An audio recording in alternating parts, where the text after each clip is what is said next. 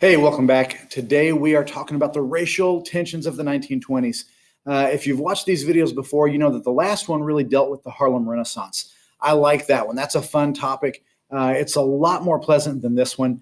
But this is kind of the other side of the coin of the 1920s, where you've got the kind of the flourishing of black arts and the sowing of seeds of equality and so forth in the Harlem Renaissance. The other side of that coin is we also see a rise of opposition in the 1920s as well. And so there we go, leading right into it. Black communities really gain a new identity in the Harlem Renaissance. They gain a sense of pride about what it is to be black and what they've had to collectively overcome, the shared experiences, all that kind of stuff. And they begin to push for greater equality. Now, as they push for greater equality and begin to sow the seeds of civil rights and whatnot, you're going to start to see opposition emerge. That happens with all social movements, with all social change. The closer you get to success of seeing your movements become a reality, the more your opposition is going to push back. And so unfortunately, we're going to see that take place in the form of the KKK. This is an organization that has kind of laid dormant for a long time.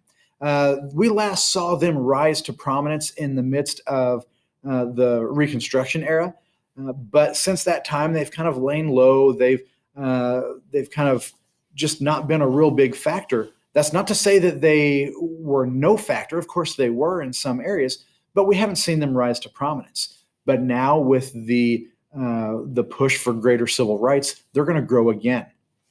So we see that take place time after time in history, where especially something like the KKK will rise and fall, kind of these waves of membership and prominence.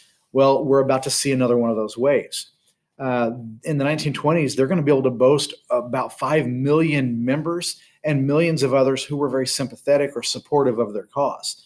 Now, they will diminish eventually again, but we see them rise again in the 1950s and 60s with the actual civil rights movement. So we may have seen that civil rights movement considerably earlier, by the way, had it not been for the Great Depression and World War II. We were headed in that direction with the Harlem Renaissance. We were headed in that direction with the black community kind of coming together and making those demands. But the focus is kind of stolen when we have a national crisis like a world war or a depression. Now, the Klan, we know enough about it, right? We understand enough about it to know that they were very anti-black. They didn't want black equality. They wanted to make sure segregation stayed in place, that they had a lack of voting rights and so forth. But what a lot of people, I think, don't always realize is that the Klan was also very, very anti-Catholic, anti-Jewish, anti-immigrant, really anti-anything that they didn't see as American enough, as racially pure enough, as Christian enough. And so the Klan is really filled with hate about not just one group, but all groups that aren't them. They are going to use, as again, we already know, right, violence and intimidation. They are going to do the cross burnings and the lynchings and the kidnappings and the beatings. And I mean, it's just really a terrible, terrible organization. But these are tactics that they're well versed in. However, in this time period, we're also going to see that they use some other tactics as well, because they are so much a part of the American mainstream that they get people elected into public office. There are congressmen and senators and governors and mayors that are proud members of the KKK. We'll see members of the court, whether it be judges or prosecutors or law enforcement agents, that are all part of this. And that kind of makes this even a little bit more sinister, because they may not always follow the law or uphold the law or serve and protect everybody equally. One thing I do want to point out, whoops, wrong direction. One thing I do want to point out here is this image, and I hate this image, but it's one that we have to be aware of.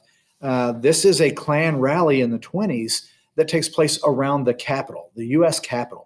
And notice that their faces are not covered. They weren't allowed to be covered, but that didn't bother them, because at that time, being a Klan member didn't do anything to cause them embarrassment, or they weren't ostracized. They weren't pushed to the edges of society.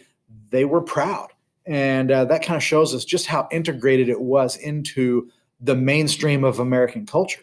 The Klan, aside from getting people elected, they really kind of draped themselves in this shroud of patriotism and American values. So at a time when we should have been moving forward with race relations, it really is going to stall in large part because of the coordinated activity of the Klan. Now, Klan membership, as I said before, is going to drop, and it's going to drop in the 30s because of the Depression and then, of course, World War II. But it will rise again in the 50s and 60s. From that point forward, there have been small blips, but ever since the civil rights movement, there has been less and less activity, less and less acknowledgement. I think that as we move forward, outright racism is less and less accepted and more pushed to the fringes of society. Hopefully, it continues in that trend. But that brings us to a conclusion for today. Hopefully, you have a little bit better understanding, and hopefully, you'll go back and watch the one on the Harlem Renaissance, because that's much more of a celebration of the positive of the 20s, as opposed to racial tensions that I think are certainly, without a doubt, more negative. Anyway, guys, please make sure you subscribe. Thank you for watching. Leave me any comments down below, and we'll catch you next time. Thanks.